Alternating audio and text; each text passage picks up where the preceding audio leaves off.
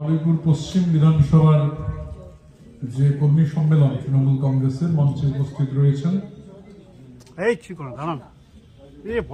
লোকসভার সম্মানীয় সাংসদ শ্রীমতী প্রতিমা মণ্ডল, এতক্ষণ এখানে বক্তব্য রাখছিলেন তৃণমূল কংগ্রেসের রাজ্যের মুখপাত্র শ্রী অরূপ চক্রবর্তী, মঞ্চে আছেন শ্রী শক্তি রায় চৌধুরী, শ্রী মুজফর আহমেদ, শ্রী জয়ন্ত ভদ্র, শ্রী গৌতম দাস সহ অন্যান্য নেতৃত্বরা, এবং সর্বোপরি এখানে আপনারা যারা উপস্থিত রয়েছেন আমাদের রাজ্যের সম্মানীয় স্পিকার, রাজ্যের বিধানসভার শ্রদ্ধেয় বিমান বন্দ্যোপাধ্যায়। আজকে যেহেতু বিধানসভার অধিবেশন চলছে, প্রথমে ঠিক ছিল না যে আজকে অধিবেশন হবে, কিন্তু যেহেতু মাননীয় মুখ্যমন্ত্রী তিনি সম্ভবত সোমবার আবার সুপ্রিম কোর্টে অ্যাপিয়ার করবেন রাজ্যের মানুষের প্রতিনিধিত্ব করে, সেই কারণে আজকে জরুরি ভিত্তিতে বিধানসভার অধিবেশন হচ্ছে। তো বিমানদা অধিবেশন শেষ করে আসবেন। এখন ধরুন আজকে থেকে 100 দিনের কিছুটা বেশি সময় আগে প্রকৃতপক্ষে আমাদের 27শে অক্টোবর, ডেটটা হচ্ছে 2025-এর 27শে অক্টোবর আমাদের রাজ্যে এসআইআর এর নোটিফিকেশন হয়েছিল। এবং যখন এই নোটিফিকেশন হয় তখন তৃণমূল কংগ্রেসের প্রধান বক্তব্য ছিল যে কোনো জেনুইন ভোটারের নাম কোনো অবস্থায় বাদ দেওয়া যাবে না। এবং দুটো কথা খুব স্পষ্টভাবে আমরা বলেছিলাম যে ইংরেজিতে যাকে বলে special intensive revision, Abhishek Bandyopadhyay প্রথম এটা বলেন যে এসআইআর প্রকৃতপক্ষে হচ্ছে সাইলেন্ট ইনভিজিবল রিগিং। দুটো প্রধান উদ্দেশ্য এই এসআইআর এর, 1 নম্বর হচ্ছে জেনুইন ভোটারের নাম ভোটার তালিকা থেকে বাদ দেওয়া, এবং 2 নম্বর ব্যাকডোর দিয়ে এনআরসি করা। 100 দিনের বেশি অতিক্রান্ত হয়েছে, 27শে অক্টোবর 2025 যদি ধরা যায় তাহলে 100 দিনের বেশি অতিক্রান্ত হয়েছে। আমি পুরো বিস্তারিত ব্যাখ্যায় যাব না, কিন্তু 1, 2, 3 করে কি হয়েছে গত 100 দিনে। 2002 সালে ভোটার তালিকায় নাম ছিল এরকম 1,36,00,000 ভোটারকে লজিক্যাল ডিস্টারবেন্সের নামে আবার হিয়ারিং এ ডেকে পাঠানো হয়েছে। 150টি পরিবার তাদের কাউকে না কাউকে এই সময়কালে হারিয়েছেন। 150-এর ওপর, এখন 152। আমি আজকে সকালে খবরের কাগজে একটা মর্মান্তিক ঘটনার কথা পড়ছিলাম। মালদাতে হিয়ারিং এ ডাক পেয়েছেন, স্ত্রী এবং শিশু সন্তানকে নিয়ে আসছিলেন। পথ দুর্ঘটনায় স্ত্রীর মৃত্যু হয় স্পটে। শিশু সন্তান হাসপাতালে নিয়ে গেলে বোধহয় 9 মাস বয়স বাচ্চাটি, তার মৃত্যু হয়। তারপরও সেই ভদ্রলোক তিনি হিয়ারিং এ গেছেন, যেতে বাধ্য হয়েছেন। শোনা যাচ্ছে ঘটনাটা জানানোর পরও বলা হয়েছে উনি হিয়ারিং এ না এলে নাম কাটা যাবে।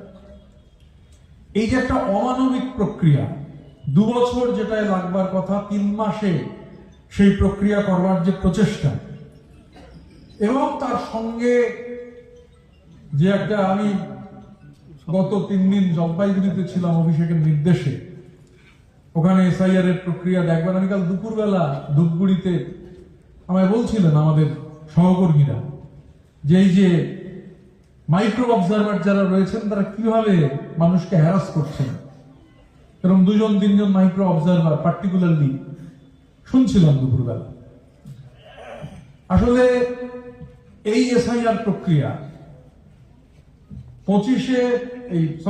2025-এর শেষ দিন, আমার এখনো মনে আছে 31শে ডিসেম্বর, অভিষেক বন্দ্যোপাধ্যায়ের নেতৃত্বে একটা প্রতিনিধি দল জ্ঞানেশ কুমারের সঙ্গে, ফুল বেঞ্চ নির্বাচন কমিশনারের, সব নির্বাচন কমিশনার উপস্থিত, সেই ফুল বেঞ্চের গিয়ে যখন 2.5 ঘন্টা ধরে নানান বক্তব্য পেশ করা হয়, একটা প্রশ্নের উত্তর প্রকৃতপক্ষে দেননি। সমস্ত কিছুতেই বলছিলেন যে করব না, লজিক্যাল ডিস্টারবেন্সের তালিকা প্রকাশ করব না। যখন বলা হয় তালিকা প্রকাশ করতে হবে, বলছে না করব না। বিএলএ টুরা এনুমারেশন ফর্ম বিলির সময় ছিলেন, পরবর্তীকালেও তারা কাজ করেছেন, ভোটের সময়ও থাকবেন। তাদের থাকার ব্যাপার বলছে না, অ্যালাউড নয়। মাধ্যমিকের অ্যাডমিট কার্ড অ্যালাউড নয়। রিসিভ যারা যাচ্ছেন দেব না, মানে সমস্ত কিছুই নেগেটিভ এবং প্রতিটা জিনিসই এমন ভঙ্গিমায় যে আমি দেবো না, আপনারা কি করবেন। এখন ঘটনাচক্রে দেশের সর্বোচ্চ আদালত, এই দেশের সর্বোচ্চ আদালত তারা রায় দিয়েছেন যে সমস্ত কিছু এই লজিক্যাল ডিসক্রিপেন্সির তালিকা প্রকাশ করতে হবে। যেদিন 58 লক্ষ মানুষের নাম বাদ গেল, 1.5 ঘন্টার মধ্যে 1,36,00,000 লজিক্যাল ডিসক্রিপেন্সি আছে বলে ঘোষণা করল। আর সুপ্রিম কোর্ট যখন বলছে লজিক্যাল ডিসক্রিপেন্সির তালিকা টাঙিয়ে দিতে হবে, দিন কেটে যাচ্ছে কিন্তু লজিক্যাল ডিসক্রিপেন্সির তালিকা কাটাতে বহু সময় লেগে গেছে, কারণ আসলে তালিকা পূর্ণাঙ্গভাবে রেডি ছিল না। বিজেপি নেতারা যেহেতু বলেছেন যে 1 কোটি নাম বাদ যাবে, তাই যেন তেন প্রকারণে 1 কোটি নাম বাদ দিতে হবে, এইভাবে নির্বাচন কমিশন। এবং ধরুন আমাদের রাজ্যের সঙ্গে ভোট হবে, কেরালায় ভোট হবে, তামিলনাড়ুতে ভোট হবে, আসামে ভোট হবে, পন্ডিচেরিতে ভোট হবে। কেরালা, তামিলনাড়ু, পন্ডিচেরি এখানে এসআইআর হচ্ছে, আসামে এসআইআর হচ্ছে না। এই জায়গাগুলোতে কোথাও মাইক্রো অবজারভার নিয়োগ করা হয়নি। পশ্চিমবঙ্গকে আসলে একটা এক্সপেরিমেন্ট করবার চেষ্টা হচ্ছে যে পশ্চিমবঙ্গে যদি এই ভোটার তালিকায় কারচুপির মধ্যে যদি ভোটার তালিকাতে কারচুপিটা করা যায়, তাহলে পেছনের দরজা দিয়ে ক্ষমতা দখলের সুবিধা হবে। পেছনের দরজা দিয়ে ক্ষমতা দখল করবার জন্য এই গোটা প্রক্রিয়া। এবং শুরুতে যে কথাটা আপনারা সবাই জানেন, আমাদের দেশে স্বাধীনতার পরবর্তী সময়ে প্রথম ঘটনা, যখন কোন রাজ্যের নির্বাচিত মুখ্যমন্ত্রী তিনি দেশের সর্বোচ্চ আদালতে রাজ্যের মানুষের হয়ে সওয়াল করছেন। কারণ মানুষের ভোটাধিকার কেড়ে নেওয়ার যে ষড়যন্ত্র, এবং ষড়যন্ত্রটা এটা ভোটের দিন অবধির ব্যাপার নয়, এমন ভাবে ভোটার তালিকা তৈরি করো যে মানুষ হচ্ছে যাতে তার ভোটাধিকারই চলে যায়।